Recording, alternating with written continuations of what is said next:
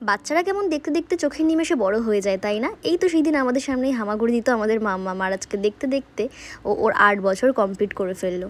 মাম্মা মানে হচ্ছে আমার দিদির মেয়ে, আর আজকে ছিল ওর জন্মদিন, তাই জন্য ভাবলাম একদম সকালে রেডি হয়ে আমার কিছু জিনিস কেনাকাটা করার ছিল, তাই জন্য একদম সকালে রেডি হয়ে বেরিয়ে গেছি। আর পরে নিয়েছিলাম আজকে এই সুন্দর 3 পিসটা।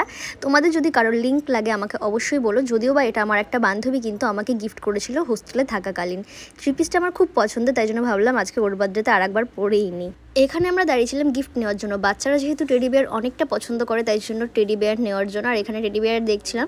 এখন যাব ওর বার্থডের কেক আনতে।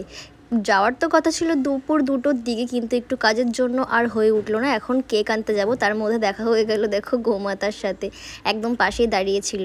তারপরে তো কেক নিয়ে এসছে, এখন কেক কাটিং করবে সবাই। আমি যতক্ষণ না গেছি ততক্ষণ ওর কেক কাটিংও হয়নি, আমি যাওয়ার পর কেক কাটিং করা হয়েছে। আর এদিকে খাওয়ার মেনুতে যা যা ছিল চলো তোমাদের সাথে সেটাও শেয়ার করি।